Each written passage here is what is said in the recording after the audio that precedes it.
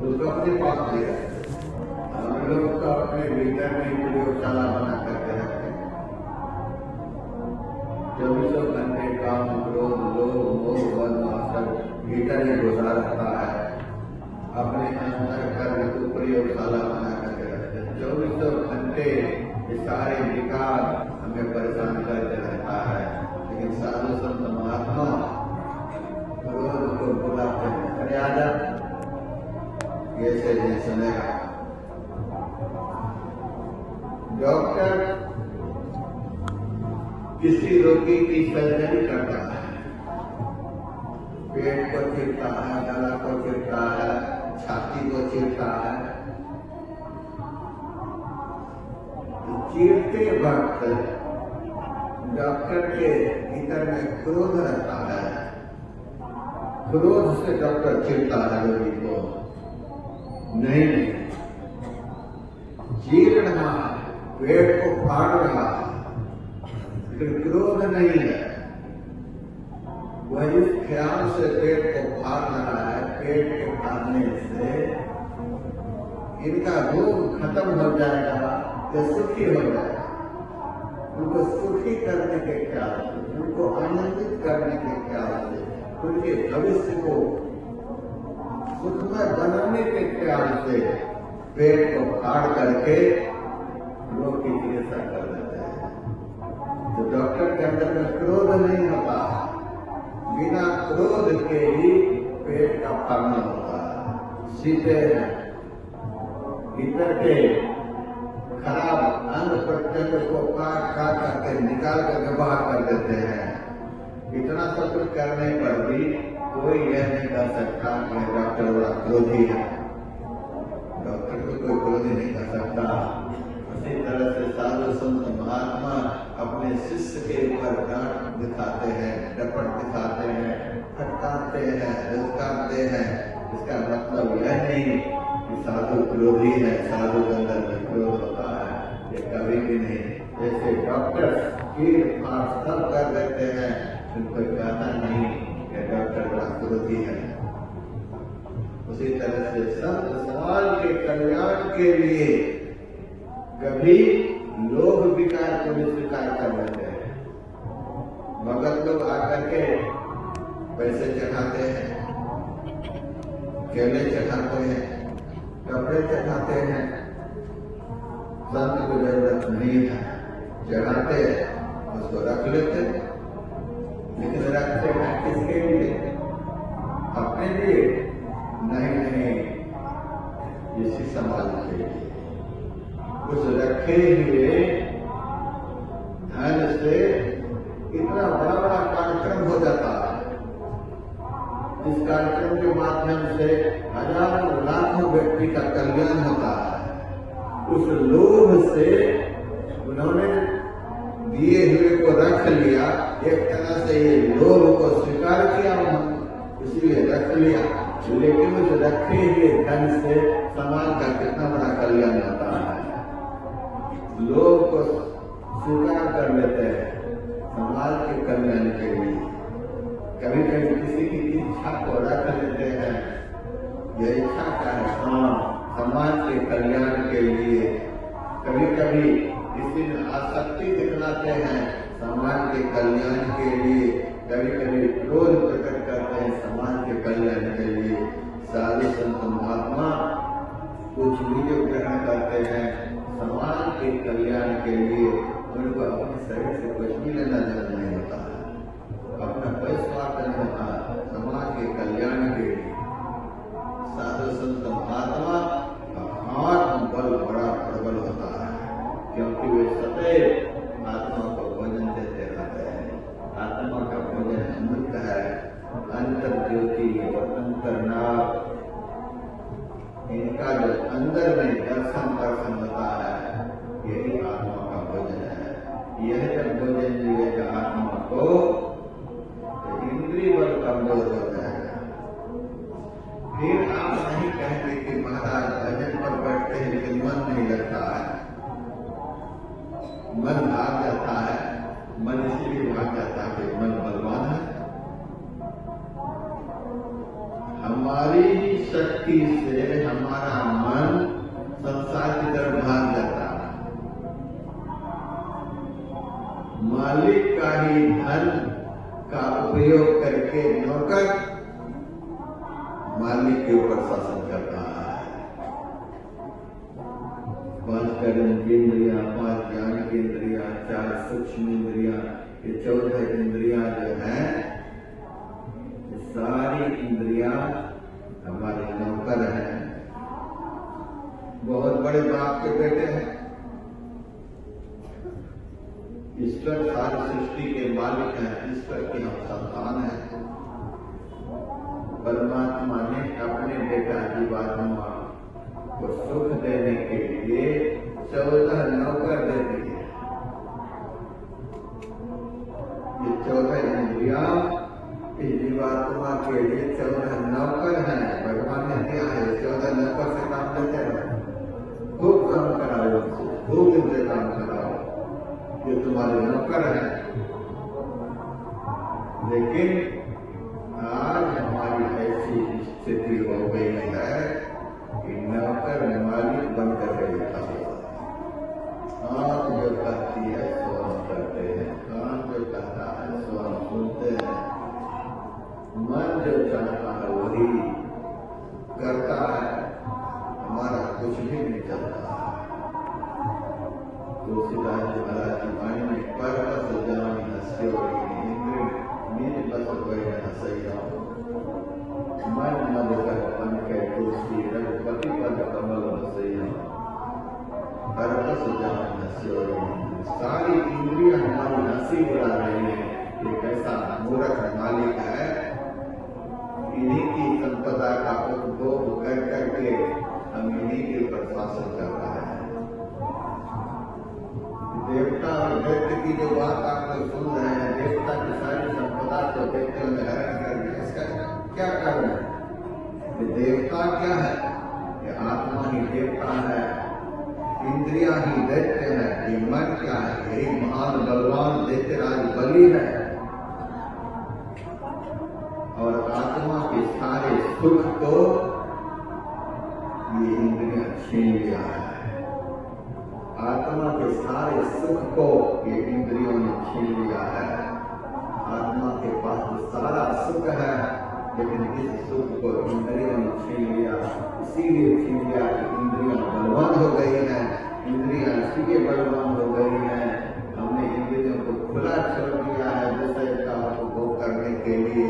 विषय का उपभोग करते करते इंद्रियां बलवान, पर आत्मा को भोजन नहीं मिल रहा। अब हम भोजन करना भी चाहते हैं। इतना प्रवचन सुनने के बाद अब मन में पता है हमारा भोजन तो अमृत है, हमें तो भोजन करना चाहिए। अब यह आत्मा अमृत का भोजन करना चाहती है। ये 14 इंद्रियां जो विषयों का उपभोग कर करके बलवान हो गई है, ये इंद्रियां सोचती हैं यदि ये आत्मा अमृत का भोजन कर लेगी तो यह प्रबल हो जाएगी, फिर तो हमको अपने बस में करके रखेगी। अब जो ये इंद्रिय रूपी नौकर महान बलवान हो गए हैं, आपको भोजन करने देंगे? ये भोजन करके तो पहलवान बन जाएंगे, फिर हमको अपने बस में कर लेंगे, इनको भोजन करने देंगे। यही कारण है हम लोग कहते हैं मना बजट पर तो बैठते मन भाग जाता है। मन ही जब भाग गया हम भोजन कैसे करें? भोजन करेंगे कैसे? मन तो भजन के समय भाग गया, भजन का आनंद मिलेगा कैसे? मन भाग गया, हम पकड़ना चाहते हैं भाग गया, पकड़ना चाहते हैं भाग गया। ये सारी इंद्रियां बलवान होकर के अब हमें अमृत का भोजन करने ही नहीं देती है। ऐसी स्थिति में है, हमारा भोजन अमृत है, इंद्रियों का भोजन विष है। विषय इंद्रियां विषय को ग्रहण करते करते अनादिकाल से महाप्रबल हो गई है, आत्मबल क्षय हो चुका है। इस सत्संग के सुनने से अब हमें पता चलता है हमारा भोजन अमृत है और हमें अमृत मिल रहा है। अंतर ज्योति और अंतर नाद ये अमृत है। आप पानी में जा रहे हैं अमृत खोजने के लिए, फिर आ रहा है 29 तारीख उस दिन भी स्नान होगा, फिर आएगा 3 तारीख उस दिन भी स्नान होगा, फिर आएगा 12 तारीख उस दिन भी स्नान होगा, फिर आएगा 26 तारीख फिर भी स्नान होगा। पानी में जा रहे हैं अमृत खोजने के लिए, खोजते रहेंगे कितने स्नान कर चुके हैं पानी में, कि पानी में अमृत मिलेगा। पहले तो संतों की अमृत वाणी में अमृत मिलेगा, पहले तो संतों की अमृत वाणी को सेवन करा सत्संग में बैठ करके, और फिर ध्यान के द्वारा 10वां द्वार में अंतर ज्योति रूप अमृत की प्राप्ति होती है। 10वां द्वार में अंतर नाद रूपी अमृत प्राप्त होता है। आप पानी में खोज रहे हैं, पागल हो जाएंगे खोजते खोजते। 40 करोड़ लोग आएंगे खोजने के लिए, हम देख लेंगे कितने भाषा अमृत भी कर ले जाएंगे। अमृत है बातों की बात, अमृत है संतों के पास, दरिया अमृत नाम अनंत, जाको पीती अमर है संत। तो पानी में अमृत खोज रहे हैं, पानी में अमृत है। अमृत कहाँ है, खोज कहाँ हो रही है, समस्या कहाँ है, समस्या को समाधान करने के लिए प्रयोग कहाँ हो रहा है। अमृत कहीं, खोज कहीं। अमृत प्राप्त करने वाला जो अमृत को प्राप्त करेगा वह शरीर के भीतर में है, शरीर के भीतर रहने वाला और बाहर में जा रहा है अमृत खोजने के लिए। संत कहते हैं सब के भीतर नहीं, भीतर में रहने वाले के लिए भीतर में ही सब कुछ है, बाहर में रहने वाले के लिए बाहर में सब कुछ है।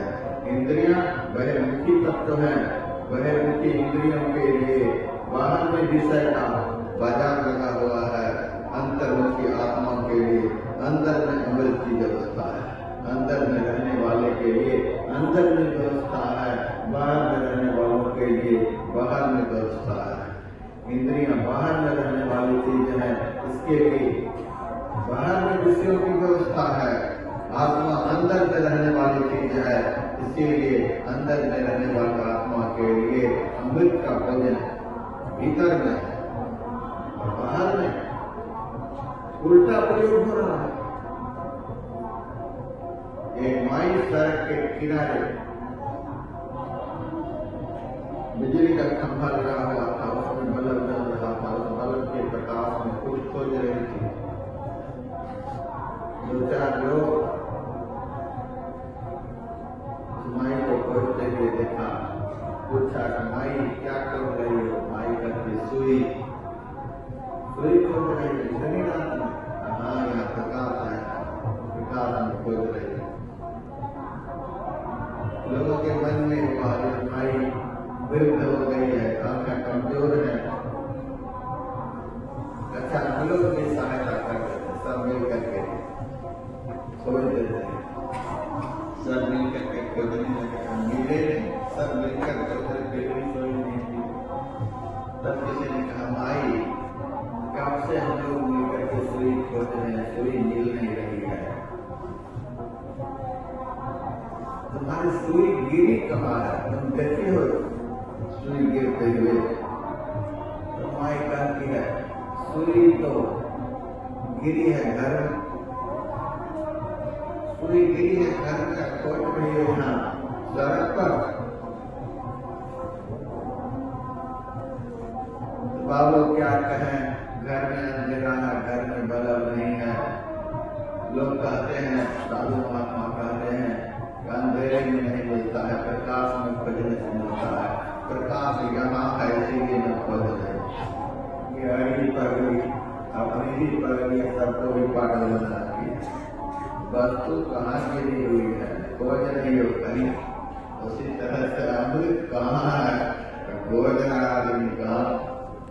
सुख कहाँ है, आदमी खोज रहा है कहाँ। शांति कहाँ है, आदमी खोज रहा है कहाँ। युद्ध कहीं हो रहा है, शत्रु कहीं है और शत्रुओं के ऊपर प्रहार कहीं हो रहा है। शत्रु पाकिस्तान के बॉर्डर पर खड़ा है हमला करने के लिए। हम तो बादल चला रहे हैं प्रयागराज में। शत्रु कहाँ है, शत्रु के ऊपर प्रहार कहाँ हो रहा है। ऐसे प्रहार से बढ़ेगा। सांप है दिल के भीतर में, प्रहार हो रहा है ऊपर में, उस प्रहार से सांप मरने वाला है। उसी तरह से जहाँ जो प्रयोग होना चाहिए वही प्रयोग करने से इस प्रयोग में सफलता मिलती है। प्रयोग कहाँ होना चाहिए, प्रयोग कहाँ होना। अमृत की प्राप्ति कहाँ होती है, खोज कहाँ हो रही है। जब तक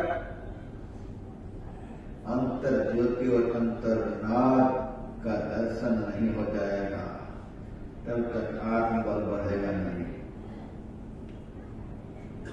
आत्मा का भोजन अंतर ज्योति और अंतर्नाद की अमृत है। आत्मा का भोजन अमृत है। उस अमृत की प्राप्ति से आत्मबल प्रबल होता है। फिर तो सारी इंद्रियों का अपनी मुट्ठी में करके रहे। साधवो न्यासिनः समन्ता ब्रह्मनिष्ठा लोकपावनः, ऐसा भगवान कृष्ण कहते हैं। भगीरथ कहते हैं साधवो न्यासिनः समन्ता। उन्होंने सभी इंद्रियों को साध लिया है। साधवो सब इंद्रियों को साध लिया है। आत्मा को जब भोजन मिलने लग जाता है तो इंद्रिय बल कमजोर हो जाता है।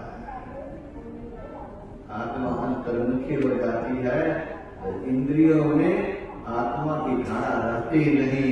आत्मा की धारा इंद्रियों में प्रवेश करती नहीं तो इंद्रियां क्रिया शून्य हो जाती है।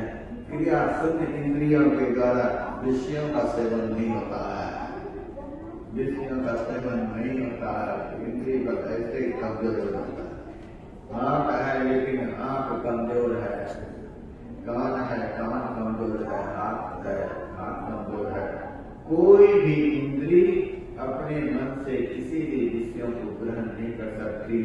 इस कदर साधु संत महात्मा अपनी इंद्रियों को कमजोर बना करके रखते हैं। अरे नौकर को नौकर की तरह बना करके रखो, मालिक बना करके मत रखो। और हमने तो मालिक बना रखा है। सारी इंद्रियां टूटती रहती है विषय भोग के लिए, हम उन्हीं के पीछे पीछे चलते रहते हैं। ये हमारी दुर्गति हो रखी है। आत्मा का भोजन अमृत है, इंद्रियों का भोजन विषय है। अब स्थिति ऐसी है विषयों का सेवन करते करते अनादिकाल से इंद्रिय बल प्रबल हो गया है। आत्मा को भोजन अनादिकाल से मिला नहीं। इतना लंबा उपवास, इतना लंबा उपवास में यह आत्मा है। अनादिकाल से इस आत्मा को अमृत का भोजन नहीं मिला है। आप बल क्षय हो चुका है। आत्मा कमजोर, महादुर्बल, बहुत हिम्मत हार चुके हैं। महाराज अब हमको भजन नहीं कर रहा, हिम्मत हार चुके हैं। आत्मा हिम्मत हार चुके हैं। जिस आत्मा की शक्ति से सारी इंद्रियां संचालित होती हैं, वो आत्मा हिम्मत हार चुके हैं। अब हमको भजन नहीं कर रहा। अरे नीचे वाले को तो छोड़ दीजिए, ऊपर वाले हिम्मत हार चुके हैं। ऊपर वाले से मतलब कि जितने ब्रह्म ज्ञान के उपदेश देने वाले हैं वे भी हिम्मत हार चुके हैं। मंच पर घंटा भाषण सुन लो, उसके बाद आप देखो उनकी क्रियाकलाप को क्या हो रहा है। 10 मिनट भी भजन पर बैठ नहीं सकते। मंच पर से जितना भाषण सुन लो, लेकिन 10 मिनट मन खदेड़ खदेड़ करके इस महात्मा को बना देता है। चलो मंच पर, चलो मंच पर। ये मंच पर देर और भाषण सुनाने वाले ये कौन है? मन की मार खाने वाले, मन की मार खाने वाले महात्मा विराट मंच पर ब्रह्म ज्ञान की बात सुनाते हैं। और आत्मा के द्वारा प्रताड़ित जो इंद्रियां होती हैं, वे आत्मानंद में रहने वाले महात्मा तो समाधि में डूबे रहते हैं। साधु तो समाधि के आनंद में रहते हैं, उनको कहीं भाषण में आनंद आता। सच्चा साधु तो कभी कभी समाज के कल्याण के लिए कुछ बोलते हैं। साधु संत महात्मा जिन्होंने आत्मा को भोजन देने करके आत्मा को तृप्त कर लिया है, वे तो समाज के कल्याण के लिए आंख खोल करके देखते हैं। वे समाज के कल्याण के लिए कान खोल करके समाज की पुकार को सुनते हैं। वे तो समाज का कल्याण करने के लिए कदम उठा करके आंगन को पवित्र करने के लिए जाते हैं। वे तो समाज के भाव को ग्रहण करने के लिए उनके दिए हुए को कुछ ग्रहण कर लेते हैं। वे तो समाज के कल्याण के लिए शरीर से कुछ व्यवहार करते हैं, बाकी उनको अपने करने के लिए कुछ नहीं है। उनका अपने करने के लिए कुछ भी नहीं होता है। वे समाज के लिए जीते हैं, समाज के लिए मरते हैं। आत्मबल को बढ़ाना है, आत्मबल बढ़ेगा आत्मा को भोजन देने से। हिम्मत नहीं हारना है, हिम्मत आप लोग नहीं हारे। आप तो आत्मा है, आप अपने को भूल गए हैं कि हमारे में कितनी ताकत है। हम ईश्वर के अंश है, चेतन है, सहस्र की राशि है, निर्मल है, पवित्र है, अनंत ज्ञान के भंडार है, ईश्वरी समग्र गुणों से हम भरे हुए हैं। हम अपने को भूल गए हैं कि हम क्या हैं। हम अपनी शक्ति का अपने अंदर में प्रयोग नहीं कर रहे हैं, इसीलिए इंद्रियां हमें नाच नचा रही है। हम अपनी शक्ति का अनुसंधान करें, हम अपनी शक्ति की खोज करें, हम अपनी सोई हुई शक्ति को जगाने का प्रयास करें। हम हिम्मत आकर के बैठ नहीं जाए, हमसे कुछ नहीं होगा। धीरे तुम बढ़े चलो, धीरे तुम बढ़े चलो, सामने पहाड़ हो, सिंह के सहार हो। इतना सामर्थ्य जिस आत्मा में है, वह आत्मा इंद्रियों के सामने हिम्मत हार करके बैठ जाए। इंद्रियां उनके सामने हिम्मत हार जाए, कैसे साधु के चक्कर में हम पड़े। एक बार पंजाब में एक भगत ने मेरे से कहा, महाराज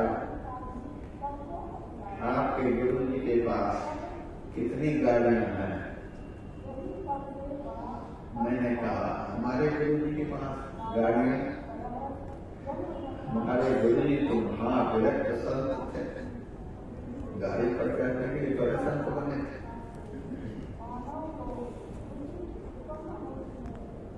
फिर भी मैं बताता, आपके गुरु जी के पास कितनी गाड़ियां? मेरे से नहीं रहा गया। मैंने उनसे कहा, पहले तू बता तुम्हारे गुरु जी के पास कितनी गाड़ियां?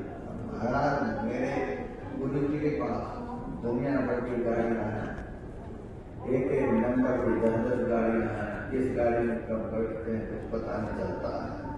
कई एक गाड़ियां पीछे, कई एक गाड़ियां आगे, ऐसे चलते। मैंने कहा, तुम्हारे गुरु जी जिस गाड़ी पर बैठते हैं, गाड़ी का नाम क्या है? गाड़ी का नाम बता दीजिए। मैंने कहा, तुम्हारे गुरु जी जिस गाड़ी में बैठते हैं, गाड़ी की कीमत कितनी है वो बता। वो अभी बता दिया। मैंने कहा तुम्हारे गुरु जी की गाड़ी में कितने डीजल पेट्रोल खर्च होते हैं? वो बता, सब कुछ बताया। ड्राइवर भी रखते होंगे तुम्हारे गुरु जी? हाँ, सब रखते हैं। अच्छा, ऐसी गाड़ियां हैं तुम्हारे गुरु जी के पास? हाँ महाराज।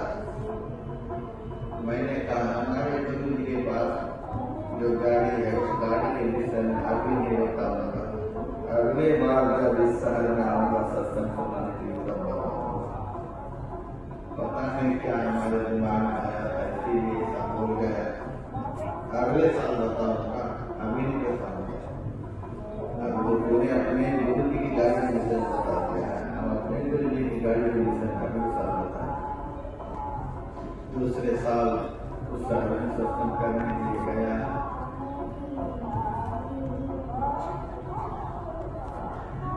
हमारी नाम तो सुदर्शन चक्र की तरह पंडाल में पहुंची है।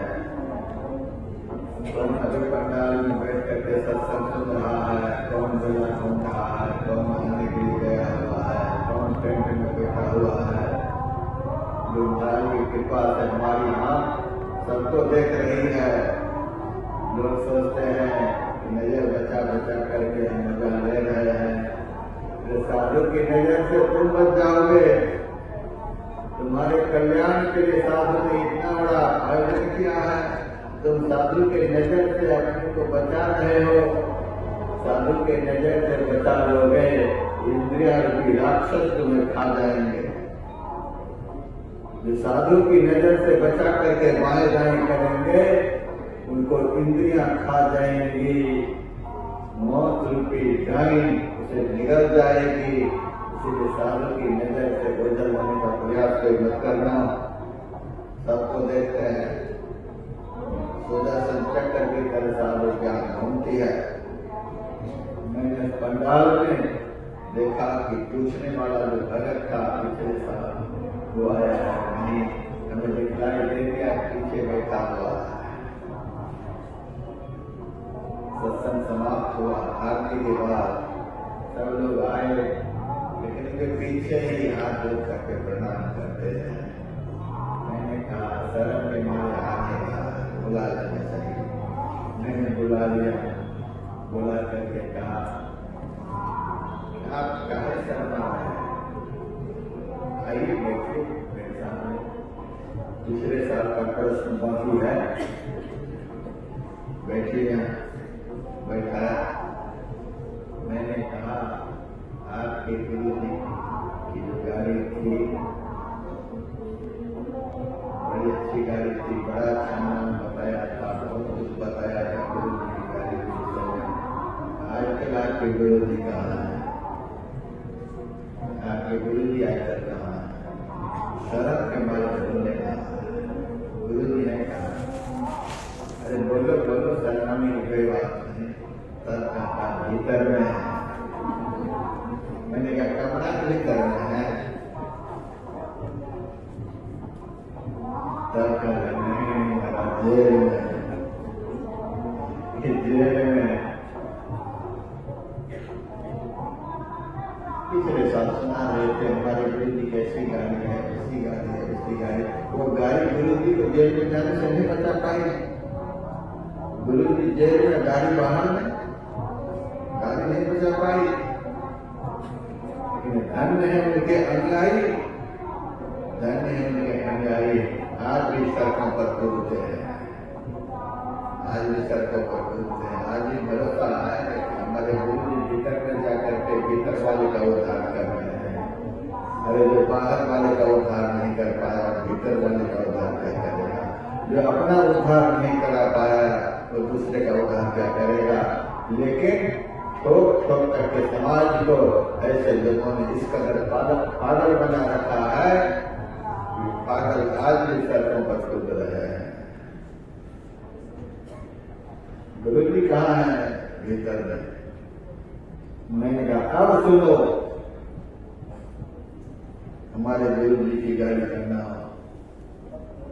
एक साल के बाद मैंने बताया हमारे गुरु जी की गाड़ी का नाम है मन। मन,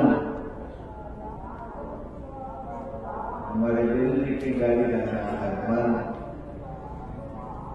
और मन की कीमत कोई दे सकता है? मन की कीमत कितनी है? मंदिर की गाड़ी की कीमत कोई दे सकता है? कोई नहीं दे सकता है। डीजल पेट्रोल कितना खपत होता है बता सकते हैं? नहीं बता सकते। कौन ड्राइवर मन को चलाता है बता सकते हैं? नहीं बता सकते हैं। दुनिया में जितनी भी गाड़ियां हैं सबकी स्पीड निर्धारित है। ये गाड़ी प्रति घंटा इतने किलोमीटर चलेगी। मन की स्पीड कितनी है 1 सेकंड में? बताइए। पल ही में तेरे अखंड ब्रह्मांड सब सारे विश्व ब्रह्मांड में एक ही क्षण में घूम करके चल जाते हैं। ऐसी स्पीड है।